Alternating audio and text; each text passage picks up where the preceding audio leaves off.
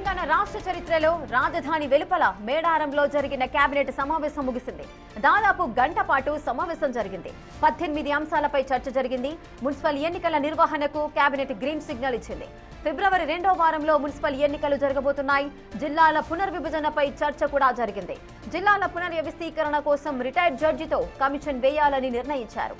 పొట్లపాడు ఎత్తిపోతల పథకానికి cabinet green signal తెలియజేసింది. మేడారంలో శాశ్వత భవనాల నిర్మాణానికి మంత్రివర్గం గ్రీన్ సిగ్నల్ ఇచ్చింది.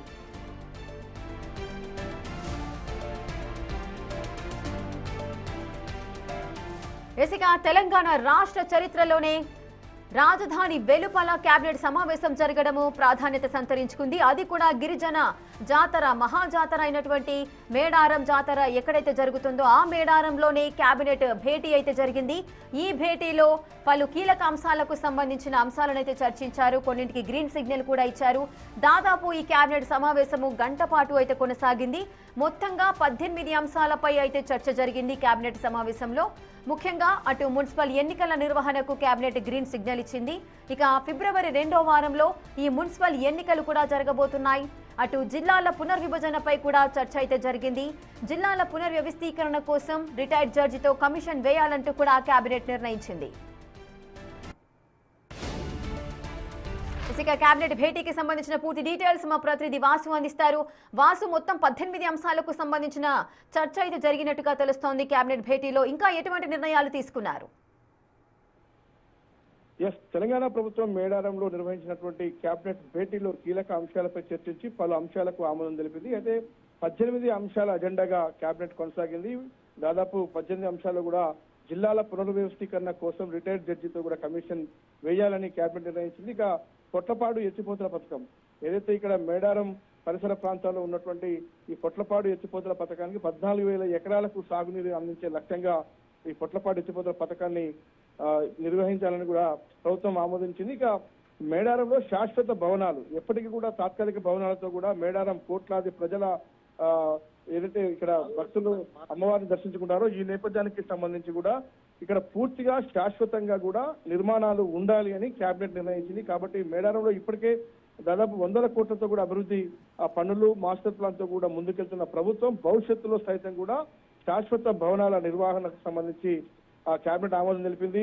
మొత్తానికి కేబినెట్ మొత్తానికైతే ముగిసింది. కొద్దిసేపటి క్రితమే ముఖ్యమంత్రి మంత్రులతో కలిసి బస్సులో ఆయన మేడారం అమ్మవారి గద్దెల సమీపంలో జరిగేటువంటి ఏదైతే గిరిజన సాంప్రదాయ సాంస్కృతిక కార్యక్రమాల్లో పాల్గొనేందుకు ఆయన బయలుదేరి వెళ్లారు. ఇక పొట్లాపూర్ ఎత్తిపోతల పథకానికి అయితే కేబినెట్ ఆమోదం లభించింది. ఇక నల్గొండ జిల్లా హుజూర్నగర్ సంబంధించినటువంటి జానపహాడ్ ఎత్తిపోతలకు సంబంధించినటువంటి ఒక గ్రీన్ సిగ్నల్ కూడా లభించినట్టుగా మనకు సమాచారం. ఇంకా ప్రధాన అంశం మున్సిపల్ ఎన్నికల నిర్వహణకు సంబంధించి డేట్ ఫిక్స్ చేసినట్టుగా తెలుస్తా ఉంది. ఫిబ్రవరి 2వ వారంలో మున్సిపల్ ఎన్నికలు నిర్వహించాలని కేబినెట్ లో చర్చకు వచ్చింది. మరో 2 రోజుల్లోనే నోటిఫికేషన్ విడుదల చేసేందుకు కూడా ముఖ్యమంత్రి మంత్రులతో చర్చించినట్టుగా తెలుస్తుంది. కాబట్టి ఇప్పటికే డెడికేషన్ కమిషన్ నివేదిక అందింది. రిజర్వేషన్లు మున్సిపాలిటీల్లో కార్పొరేషన్లు కూడా డిక్లేర్ అయ్యాయి. కానీ ఎన్నికల తేదీలకు సంబంధించిన షెడ్యూల్ విడుదల కావాల్సింది. కాబట్టి ఫిబ్రవరి 2వ వారంలో ఎన్నికలు నిర్వహించేలా షెడ్యూల్ విడుదల చేసేందుకు ప్రభుత్వం సన్నద్ధమైంది. ఇక గోదావరి కృష్ణా పుష్కరాల నిర్వహణకు సంబంధించి సుదీర్ఘంగా కేబినెట్ లో చర్చించారు. అంటే గతంలో కుంభమేళా తరహాలో మరోపక్క ఏపీలో గోదావరిపై నిర్వహించేటువంటి పుష్కరాలకు ధీటుగా అంటే పూర్తి గతంలో కేవలం మొదటగా తెలంగాణను తాకుతున్నటువంటి గోదావరి సంబంధించి ఆ తర్వాతే ఏపీకి వెళ్తుంది. కానీ తెలంగాణలోనే గోదావరి పుష్కరాలు ఘనంగా నిర్వహించాలి, అటు కృష్ణా పుష్కరాలు కూడా ఘనంగా నిర్వహించాలని కేబినెట్ లో చర్చించినట్టుగా తెలుస్తోంది. దానికి సంబంధించినటువంటి నిధులు ఎలా సమకూర్చాలి, ఏ దేవాలయాలు ఏ పుష్కర ఘాట్లు అభివృద్ధి చేయాలి అన్న అంశం పైన కూడా సుదీర్ఘంగా చర్చ సాగింది.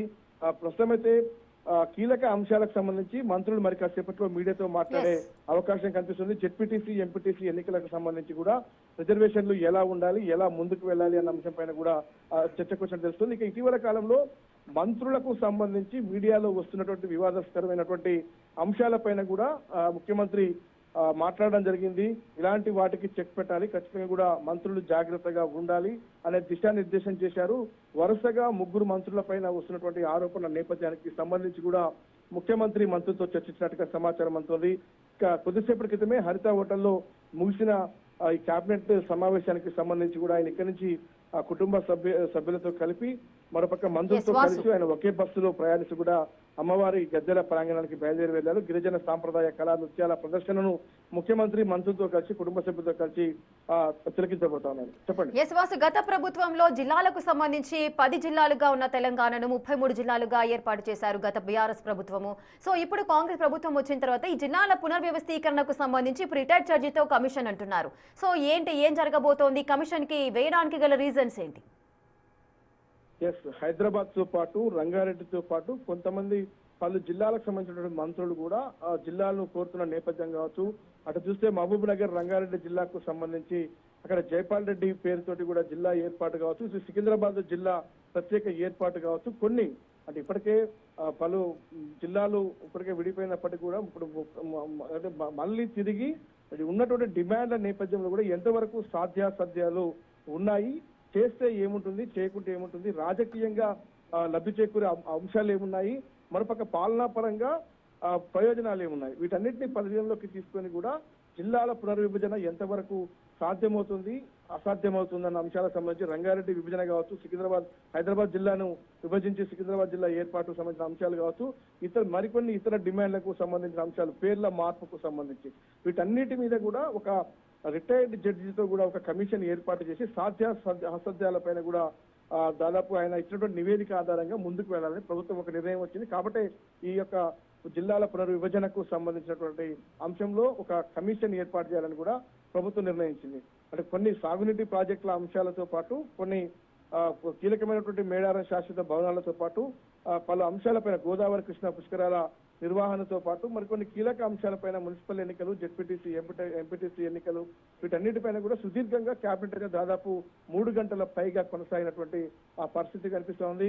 మొట్టమొదటిసారి మేడారంలో, మరోపక్క కారడవిలో ఒక తెలంగాణ ప్రభుత్వం ఒక సాహసోపేతమైన నిర్ణయం తీసుకొని క్యాబినెట్ నిర్వహణ విజయవంతంగా పూర్తి చేసింది. ముఖ్యమంత్రి ఈ రోజు రాత్రి కుటుంబ సభ్యులతో పాటు మంత్రులందరూ కూడా హరిత హోటల్లోనే ఈ రోజు బస చేయబోతున్నారు. రేపు ఉదయం అమ్మవారి ఏదైతే ప్రాంగణంలో జరిగినటువంటి అభివృద్ధికి సంబంధించినటువంటి ఈ ఫైల్ ల్యాండ్ కూడా ఉదయం 6:30 ముఖ్యమంత్రి ప్రారంభించబోతున్నారు. ఆ తర్వాత ఆయన నేరుగా బయలుదేరి హైదరాబాద్ చేరుకొని 9 గంటల తర్వాత ఆయన విదేశ పర్యటనకు మాత్రం సీఎం వెళ్లబోతున్న దావోస్ పర్యటనకు సంబంధించి కూడా ఫిక్స్ అయినటువంటి ప్రోగ్రామ్ సంబంధించి రేపు 9:40 శంషాబాద్ ఎయిర్పోర్ట్ చేరుకొని అటు నుంచి ఆయన అటు దావోస్ వెళ్లే అవకాశం కనిపిస్తాం. Right, thank you Vasu, thanks for the details. Right, ఇక తెలంగాణ రాష్ట్ర చరిత్రలో రాజధాని వెలుపల మేడారంలో జరిగిన కేబినెట్ సమావేశం అయితే ముగిసింది. దాదాపు గంటపాటి సమావేశం అయితే జరిగింది. మొత్తం 18 అంశాలపై చర్చ జరిగింది.